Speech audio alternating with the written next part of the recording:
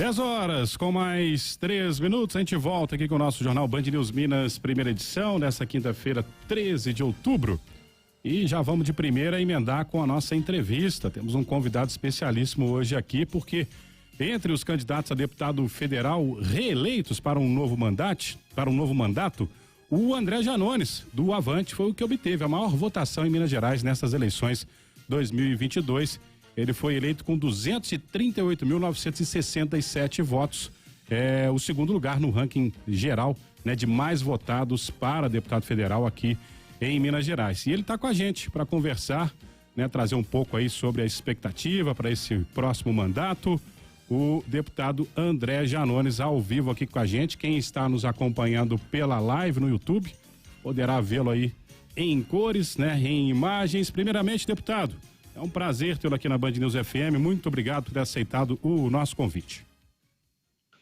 Bom dia, eu quem agradeço o espaço, um momento importante que a gente está vivendo agora da nossa democracia, com o segundo turno muito próximo. Espero que a gente aproveite aqui esse espaço para poder falar sobre essa votação, o resultado que a gente obteve, mas também sobre o futuro do nosso país. É isso. Deputado, para iniciar, vou repetir a pergunta que a gente sempre vem fazendo aqui a todos os candidatos eleitos, né, os deputados eleitos. Se o senhor esperava, né, essa votação tão expressiva, e como é que o senhor fará para retribuir essa confiança do eleitor mineiro para com a sua candidatura? Olha, Bruno, eu não vou ser hipócrita, né? Eu esperava uma boa votação, sim, esperava ser reeleito. Claro que a gente não faz nenhuma conta, eu sempre digo isso para a equipe que trabalha comigo, também para os eleitores, quando alguém me perguntava assim, quantos votos você acha que você vai ter?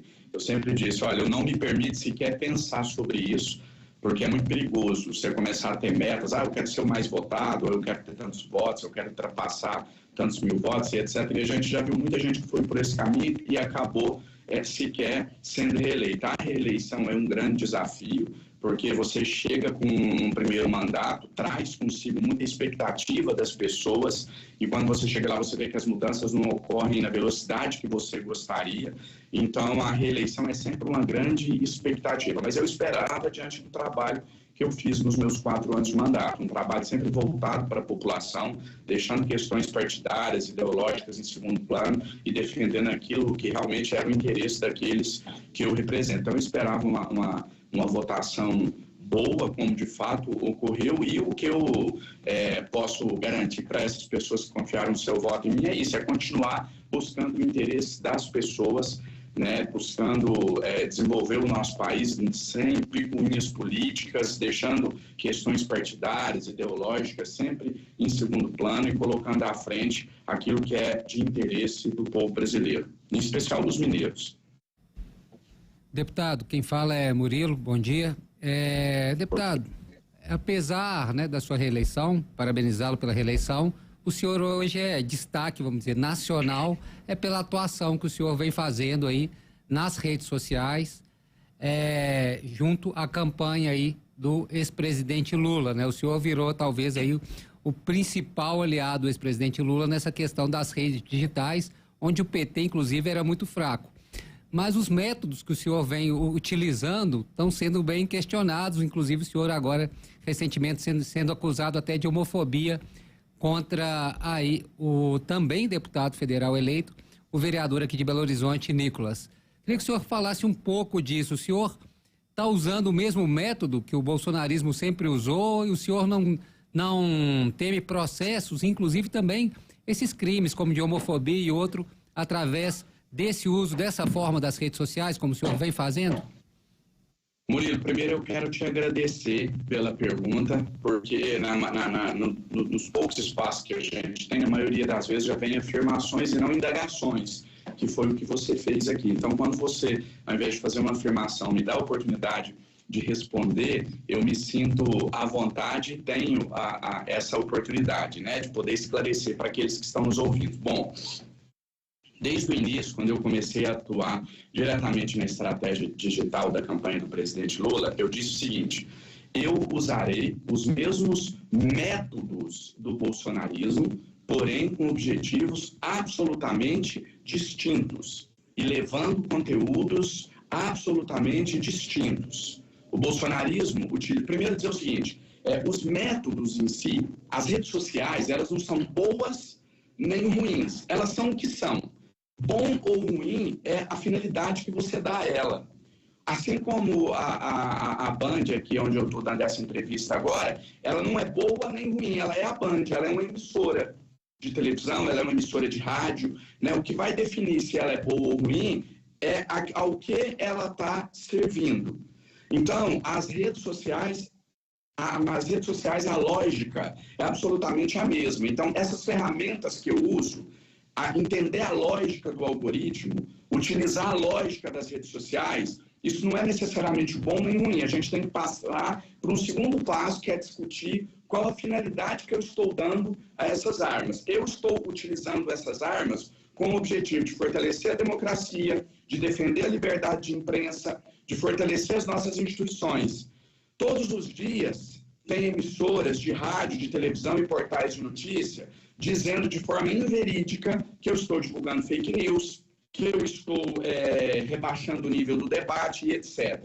Apesar de discordar dessas afirmações, eu em momento nenhum fiz ataques a esses jornalistas. Eu tenho absoluta convicção que nenhum de vocês tem receio de fazer uma crítica à minha postura. Nenhum de vocês temem pela própria vida ao me criticarem. É por isso que eu estou lutando, para que a gente tenha direito a divergir, a ter opiniões diferentes, sem que isso implique a riscos à nossa integridade física. Bom, teorizei demais, agora vamos para a prática, né? Mas, Janone, você está divulgando sim fake news. Você disse aqui que o Collor pode ser ministro do Bolsonaro. Bom, eu quero que alguém me prove que o Collor não pode ser ministro do Bolsonaro.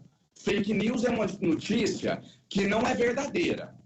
Eu quero que alguém me dê uma prova cabal que o Collor não pode ser ministro do Bolsonaro. Tem alguma cláusula na Constituição que proíbe o Collor de ser ministro do Bolsonaro? Aonde está essa proibição? Então não é fake news. Collor pode, atenção para o pode, sublinhem ele, Collor pode vir a ser ministro do Bolsonaro? Sim, isso não é fake news.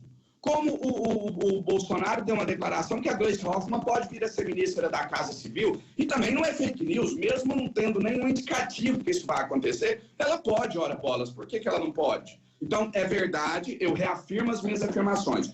O ex-presidente Fernando Collor pode vir a se tornar ministro de Jair Bolsonaro, uma vez que ele perdeu as eleições, é aliado de primeira hora e tem feito campanha lado a lado com o Bolsonaro. E caso isso ocorra, eu estou repetindo aqui as palavras que eu disse nas minhas lives, caso isso ocorra, eu não duvido que ele venha a confiscar benefícios sociais da população, porque ele já fez uma vez.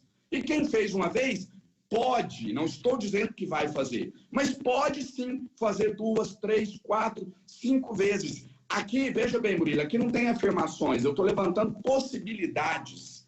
Ao contrário deles, eles afirmam mentirosamente que o Lula é associado ao tráfico, o Lula é associado a criminosos, o Lula vai distribuir isso e isso nas escolas. Conversa fiada, não vai, mas eles falam.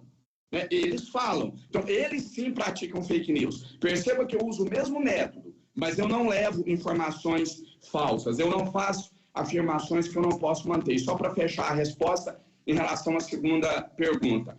Eu não preciso ficar falando que eu não sou homofóbico. Quem me conhece sabe, né, todos os dias eu vejo nas redes sociais há muito tempo os apoiadores de Bolsonaro, o Nicolas e outros, insinuando que eu sou homossexual. Por que eu não rebato essa afirmação? Porque isso para mim não é ofensivo, justamente por eu não ser homofóbico. Então, eu estou dizendo aqui agora que eu sou heterossexual, porque eu sou heterossexual e eu não posso mentir. Mas eu estou me lixando se acharem que eu sou, que eu não sou, que eu sou homossexual. Estou me lixando para isso. Eu rebato quando é uma ofensa. Então, se disser que eu sou corrupto, eu vou rebater, eu vou me indignar, eu vou ficar revoltado, eu vou processar. Porque isso é ofensivo, isso é pejorativo. Agora, se falarem que eu sou homossexual, eu não vou rebater, porque eu estou me lixando para isso. Isso para mim não soa como ofensivo. A questão de dizer que eu sou homofóbico é por eu ter comentado, né, a conversa que está aí, que não fui eu quem disse, não fui eu quem coloquei, pode ver por onde começou nas redes, eu só comentei sobre a homossexualidade do Nicolas. Eu não tenho nada a ver com a homossexualidade dele. Deputado, o senhor é muito inteligente, né? E tem um argumento muito bom, mas o senhor comentou também de forma pejorativa, como se fosse algo ruim para ele esse fato. O ruim é a hipocrisia. Para ele é ruim, sim.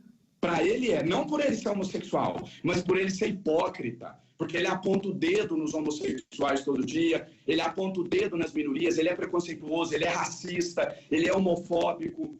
Ele todos os dias dá declarações como se ele vivesse em uma ilha onde só ele é digno de pronunciar o nome de Jesus Cristo, alguém que prega armar a população, alguém que prega a morte de pessoas que pensam diferente, porque é isso que eles pensam, né? Perdão, vou só trocar a palavra aqui, a morte não, a condenação, que prega uma condenação de todo mundo que pensa diferente deles. Jesus Cristo, só eles podem falar o nome de Cristo. Eu não conheço esse Jesus Cristo que eles pregam. O Jesus Cristo que eu conheço, que eu sigo, da minha fé, é um Jesus da diversidade. É um Jesus que me ensinou a odiar o pecado, mas amar o pecador. É o Jesus que, quando alguém tentou jogar pedra em Maria Madalena, disse que jogue pedra quem tiver o primeiro pecado. Esse é o Jesus que eu sigo, o Jesus da diversidade. Nicolas Ferreira ser homossexual, como parece que não tem nenhum problema e não vejo isso como algo pejorativo. O pejorativo é a hipocrisia. Eu fiz piadinhas em cima da hipocrisia de alguém que um dia antes estava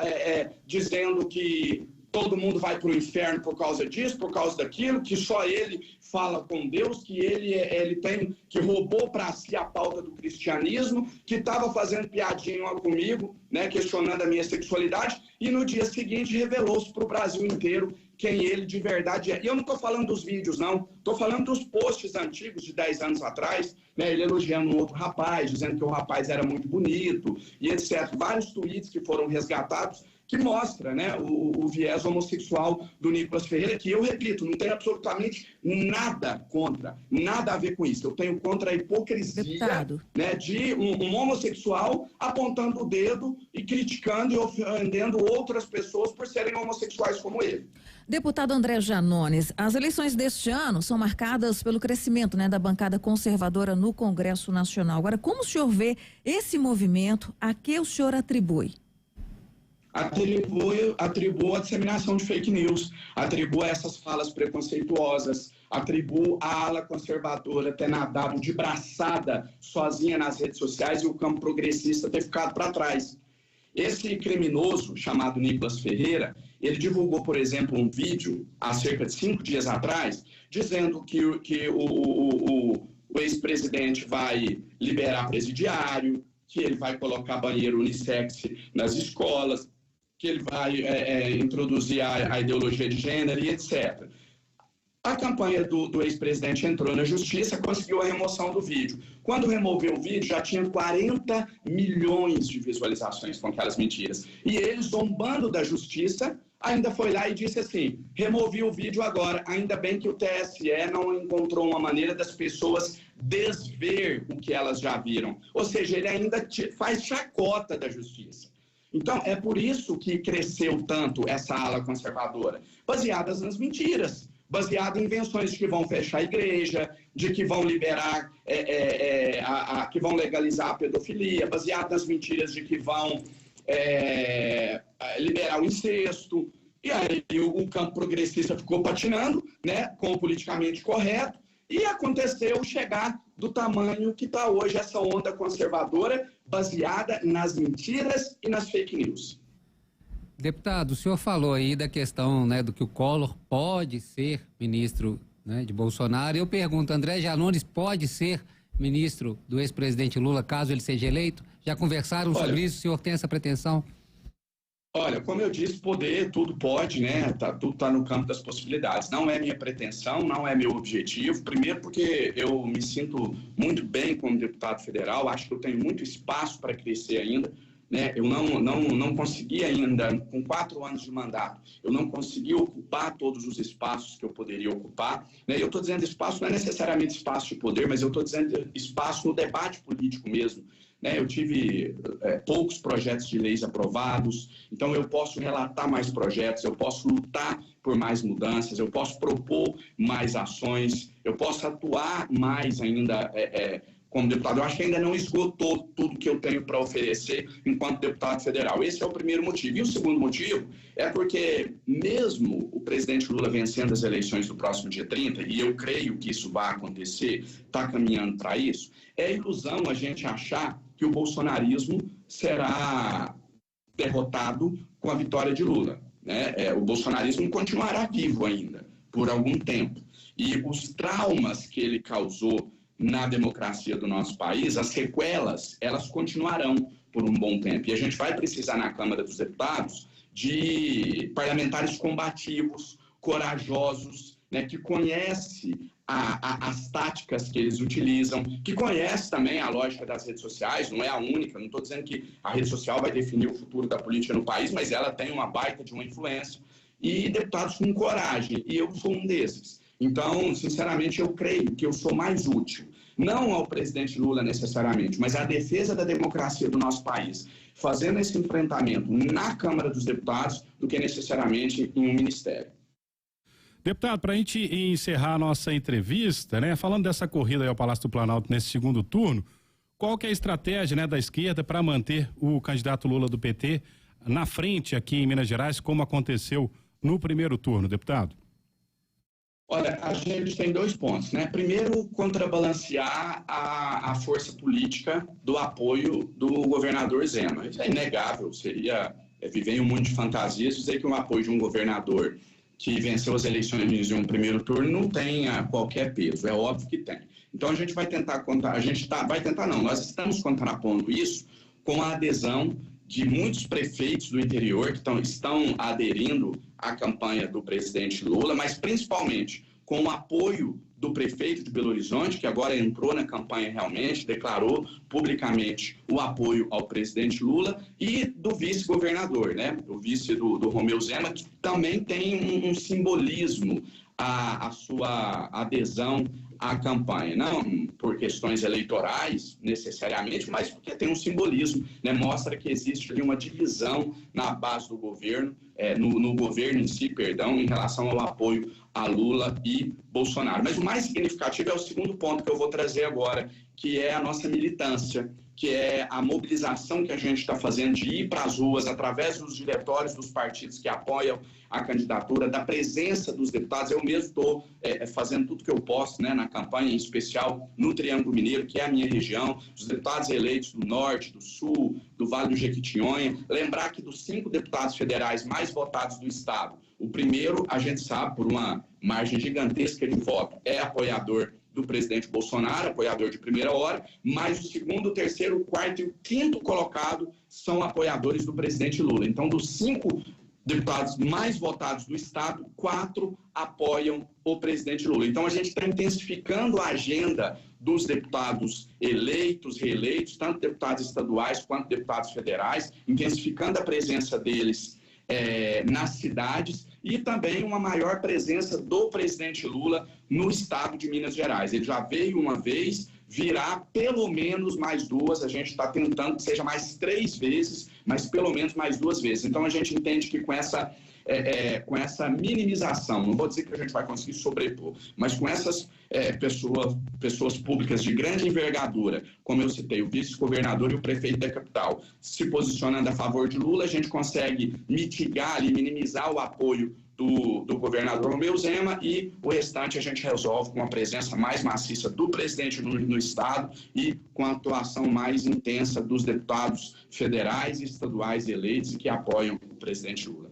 Tá certo. Murilo Rocha quer fazer mais uma colocação? Fica à vontade, Murilo. Não, era só mesmo entender, o deputado acabou respondendo nessa pergunta aí sobre essas questões das visitas do Lula, se ele vai priorizar o interior, que eu queria saber, assim, mas o senhor já acabou respondendo aí nessa pergunta. Tudo indica que sim, Murilo. Essas outras 2 vindas, a gente ainda está debatendo a região, mas a tendência é que seja no interior. A gente está considerando aí já está praticamente certo, até vou trazer para vocês aqui em primeira mão, que deve ser no sul de Minas, e a segunda a gente ainda está discutindo onde será, qual região será. Perfeito, nós conversamos com o deputado federal reeleito por Minas Gerais, né, o mais votado aí para a reeleição, André Janones do Avante, que falou um pouco aqui sobre, né, o que ele espera, né, dessas votações, dessa corrida para o Palácio do Planalto no segundo turno e, claro, né, o que ele espera aí neste segundo mandato. Deputado, muito obrigado mais uma vez por ter aceitado o nosso convite. Boa sorte para o senhor neste novo mandato que se inicia no ano que vem. Eu quero agradecer a vocês pelo espaço, pela maneira imparcial que sempre desempenham o trabalho jornalístico de vocês, dando voz e espaço a todos. E sempre que precisarem que a gente apareça por aqui, vai ser um prazer imenso, estou sempre à disposição. Um abraço a todos, fiquem com Deus e até a próxima. Até a próxima, grande abraço.